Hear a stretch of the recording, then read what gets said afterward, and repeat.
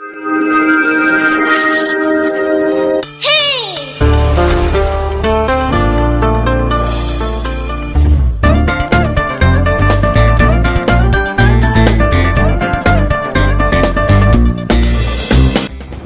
Students, പ്രിയപ്പെട്ട കുട്ടികളെ, എല്ലാവർക്കും ഒരിക്കൽ കൂടി SLC ഫിസിക്സ് ക്ലാസ്സിലേക്ക് സ്വാഗതം.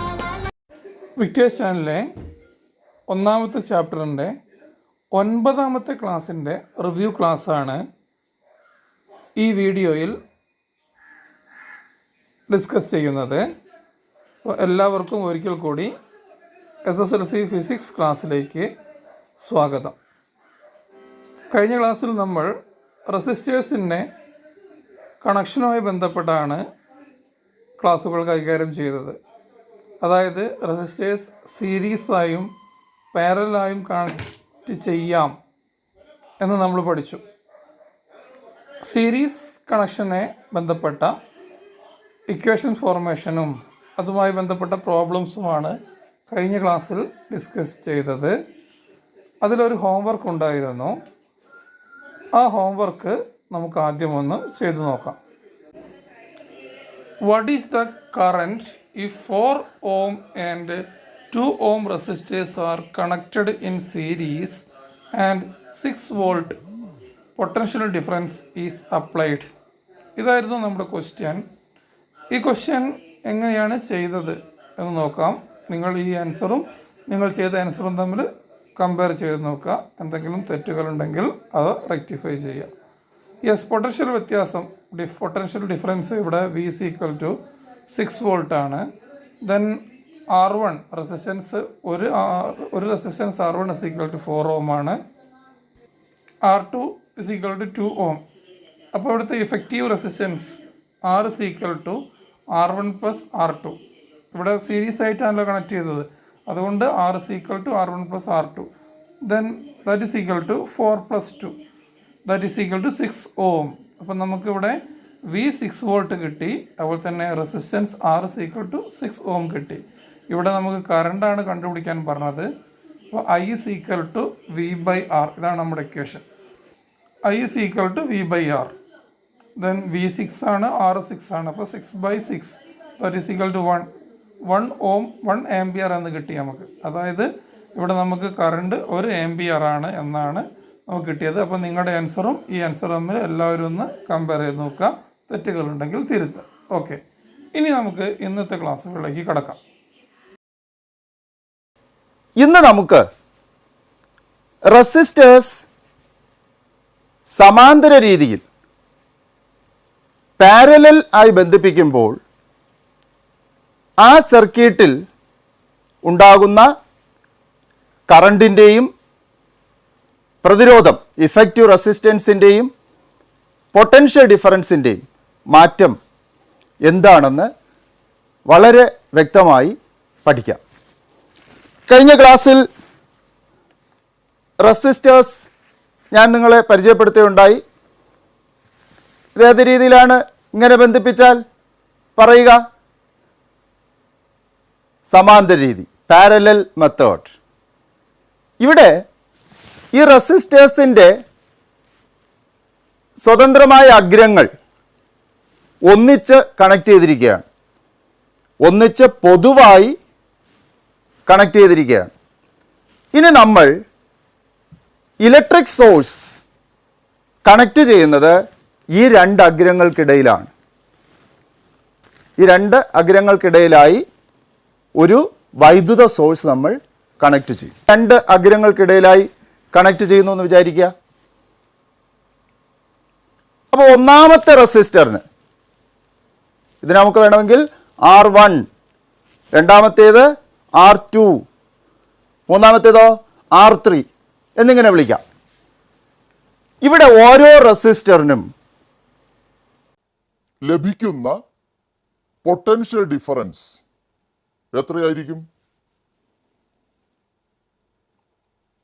ശരിയാണ്, എല്ലാത്തിനും ഒരേ പൊട്ടൻഷ്യൽ ഡിഫറൻസ് ലഭിക്കും. കാരണം എന്താ? ഇവിടെ നമ്മൾ റെസിസ്റ്റേഴ്സ് എങ്ങനെ കണക്ട് ചെയ്തിരിക്കുന്നത്? സമാന്തര രീതിയിൽ, പാരലൽ മെത്തേഡിൽ എല്ലാ റെസിസ്റ്റേഴ്സിൻ്റെയും പൊതുവായ അഗ്രങ്ങൾ ഒന്നിച്ച് കണക്ട് ചെയ്തിരിക്കുകയാണ്. അപ്പോൾ ഓരോ റെസിസ്റ്ററിനും ലഭിക്കുന്ന പൊട്ടൻഷ്യൽ ഡിഫറൻസ് സെയിം ആയിരിക്കും. നമുക്കിത് ബൾബുകൾ ഉപയോഗിച്ച് ഒന്ന് ചെയ്തു നോക്കിയാലോ? ഇവിടെ നോക്കൂ, എൻ്റെ കയ്യിൽ ഇങ്ങനെ ഒരു ഉപകരണമുണ്ട്. ഇതിൽ ഞാൻ 3 ബൾബുകൾ ഇങ്ങനെ കണക്ട് ചെയ്തിട്ടുണ്ട്. നിങ്ങൾക്ക് നോക്കിയാൽ മനസ്സിലാകും. കണ്ടോ, ഇത് 40 വാട്ട് ബൾബാണ്. രണ്ടാമത്തെ ബൾബോ, ഇതും 40 വാട്ടാണ്. മൂന്നാമത്തെ നോക്കൂ, ഇതും 40 വാട്ടാണ്. നമുക്ക് ഈ ബൾബുകളെ ഒന്ന് പ്രകാശിപ്പിച്ച് നോക്കിയാലോ?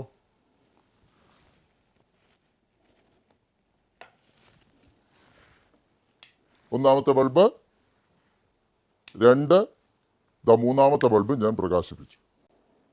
നിങ്ങൾ നോക്കൂ ഈ ബൾബുകളുടെ പ്രകാശ തീവ്രത. എല്ലാം 40 വാട്ട് ബൾബുകളാണ്. പ്രകാശ തീവ്രത കണ്ടുവല്ലോ, എല്ലാത്തിനും ഒരേ പ്രകാശ തീവ്രത.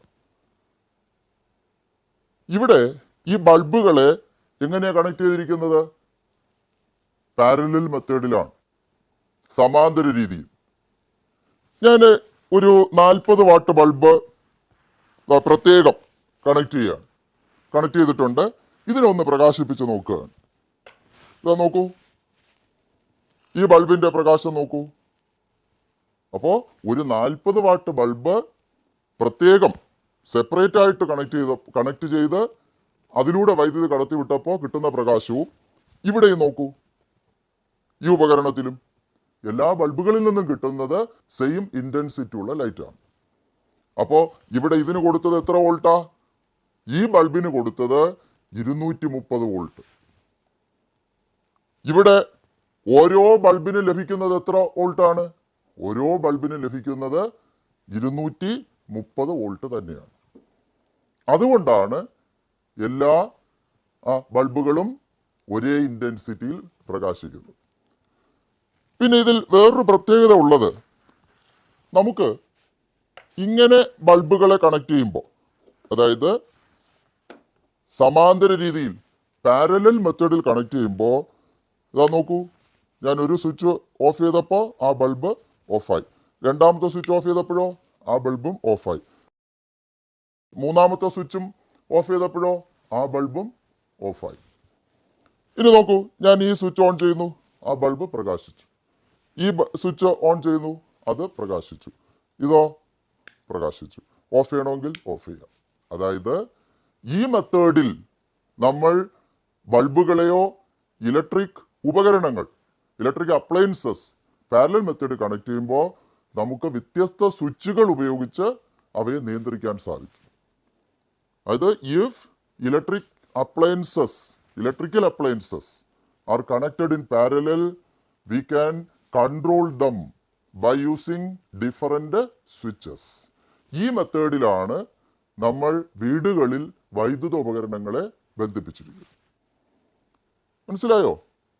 അതുകൊണ്ടാണ് നമുക്ക് വ്യത്യസ്ത സ്വിച്ചുകൾ ഉപയോഗിച്ച് വീടുകളിലെ വൈദ്യുത ഉപകരണങ്ങളെ നിയന്ത്രിക്കാൻ സാധിക്കുന്നത്. ഈ പരീക്ഷണത്തിൽ നിന്നും റെസിസ്റ്ററുകളെ പാരലായി കണക്ട് ചെയ്യുമ്പോൾ അവയ്ക്ക് പൊട്ടൻഷ്യൽ ഡിഫറൻസ് കിട്ടുന്നത് സെയിം ആണ് എന്നുള്ളൊരു കാര്യം മനസ്സിലായി. കൂടാതെ വീടുകളിലൊക്കെ എല്ലാ കണക്ഷൻസും നമ്മൾ പാരലൽ കണക്ഷനാണ് കൊടുക്കാറ് എങ്കിൽ അവയെ ഓരോ സ്വിച്ച് ഉപയോഗിച്ചും വേറെ വേറെ നിയന്ത്രിക്കാൻ പറ്റും എന്നൊരു പോയിന്റും ഈ പരീക്ഷണത്തിൽ നിങ്ങൾക്ക് മനസ്സിലായിട്ടുണ്ടാവും. ഇത് ഇന്നത്തെ വിക്ടേഴ്സ് ചാനലിലെ ക്ലാസ്സിൽ കാണിച്ച അതേ പരീക്ഷണമാണ്. അത് മനസ്സിലായിട്ടില്ലെങ്കിൽ ഒന്നുകൂടി ഈ ഭാഗം നിങ്ങൾ പ്രത്യേകം ഒന്ന് കണ്ടു നോക്കുക. ഓക്കെ, ഈ ബൾബുകളുടെ പവർ ഒന്ന് വ്യത്യാസപ്പെടുത്താൻ പോവുകയാണ്. അപ്പോൾ എന്ത് മാറ്റമാണ് ഉണ്ടാകുന്നത് നമുക്കൊന്ന് നോക്കാം.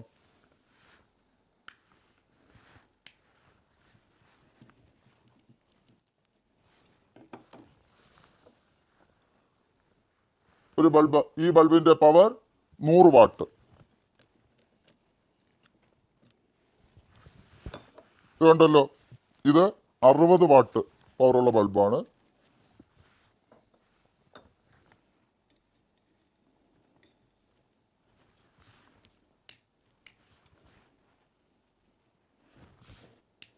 ഇവിടെ 100 വാട്ട് പവറുള്ള ബൾബ് പ്രകാശിക്കുന്നത് നമ്മൾ കണ്ടു. അതിൻ്റെ പ്രകാശ തീവ്രത 60 വാട്ട് പവറുള്ള ബൾബിൻ്റെ പ്രകാശ തീവ്രത, 40 വാട്ട് പവറുള്ള ബൾബിൻ്റെ പ്രകാശ തീവ്രത. അപ്പോൾ എല്ലാ ബൾബുകളും അതാതിൻ്റെ പവറിൽ പ്രകാശം പുറപ്പെടുവിക്കുകയാണ്. പവർ കൂടിയ ബൾബ് കൂടുതൽ പ്രകാശം, 60 വാട്ടിൻ്റെ കുറച്ചുകൂടി കുറഞ്ഞ പവറുള്ളത് അതിൻ്റെ പ്രകാശം, ഏറ്റവും കുറഞ്ഞ പവറുള്ള 40 വാട്ട് അതിൻ്റെ പ്രകാശം. അപ്പോൾ തന്നെ നമുക്കൊരു കാര്യം വ്യക്തമായല്ലോ, എല്ലാത്തിനും ലഭിക്കുന്നത് ഒരേ വോൾട്ടേജാണ്.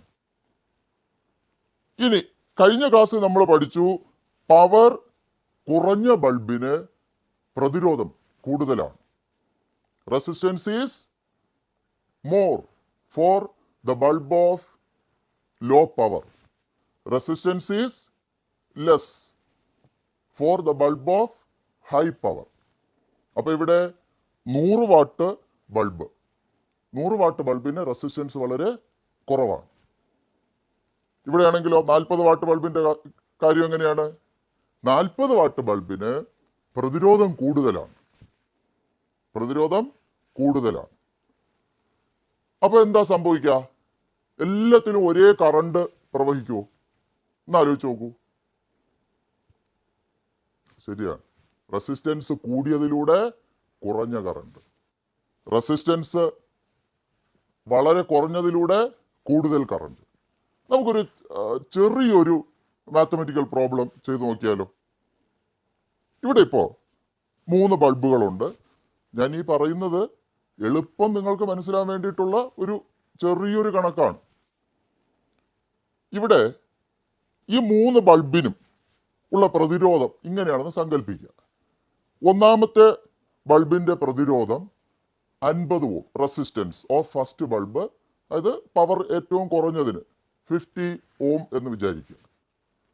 രണ്ടാമത്തേതിൻ്റെത് 25 ഓം, മൂന്നാമത്തേത് 10 ഓം.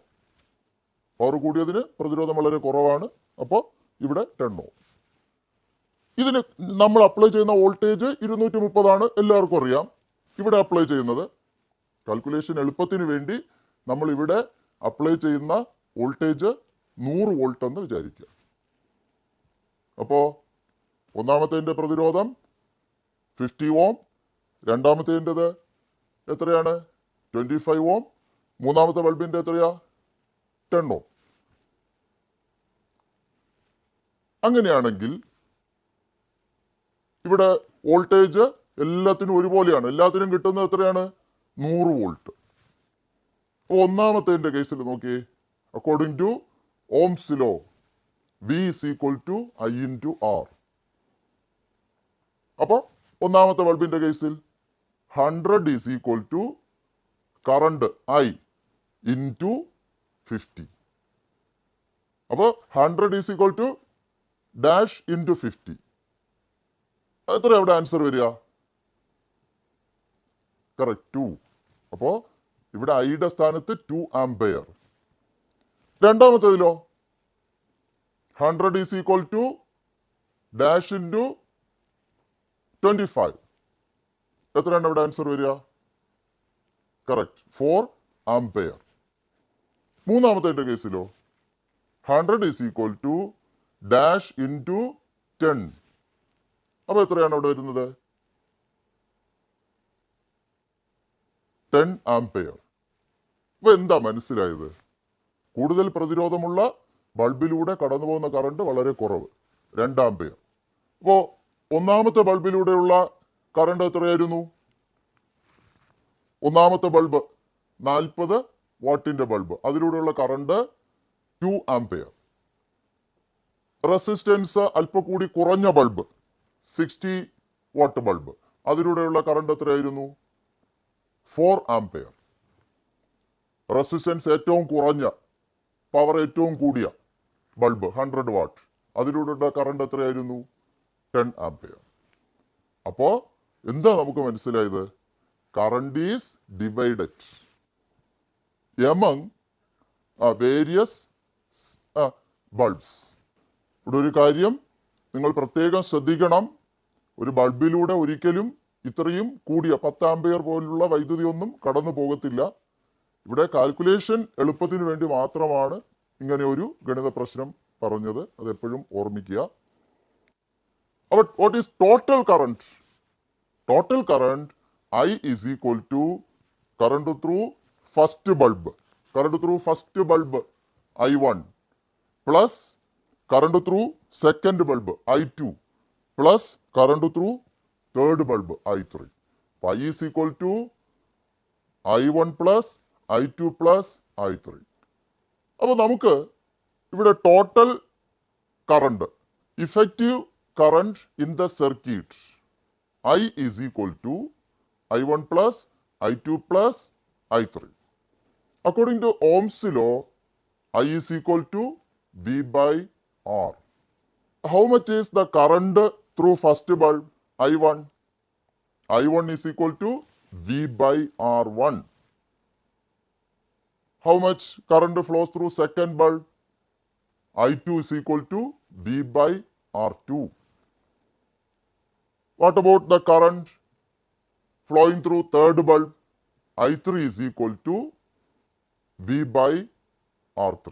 What is total current or effective current in the circuit? I is equal to I1 plus I2 plus I3. That is equal to V by R1 plus V by R2 plus V by R3. If V is the applied potential difference to the circuit and R is the effective resistance of the circuit, then V by R is equal to V into 1 by R1 plus 1 by R2 plus 1 by R3. രണ്ട് സൈഡിലും V നമുക്ക് cancel ചെയ്യാം. അപ്പോൾ എന്താ കിട്ടുക? 1 by R is equal to 1 by R1 plus 1 by R2 plus 1 by R3. അതായത് reciprocal of effective resistance is equal to sum of reciprocals of individual resistances. ഇത് resistors സമാന്തര രീതിയിൽ കണക്ട് ചെയ്യുമ്പോൾ അവയുടെ ഇഫക്റ്റീവ് റെസിസ്റ്റൻസിൻ്റെ വിൽക്രമം ഓരോ റെസിസ്റ്റൻസിൻ്റെയും വിൽക്രമത്തിൻ്റെ തുകയ്ക്ക് തുല്യമായിരിക്കും. ഇവിടെ ഈ ഇക്വേഷൻ യൂസ് ചെയ്തിട്ട് ഈ പ്രോബ്ലം ഹോംവർക്ക് ആയിട്ട് ചെയ്യാം. ഓക്കെ, എന്നിട്ട് എന്ന് തന്നെ എനിക്ക് അയച്ചു തരാം. Okay, thank you.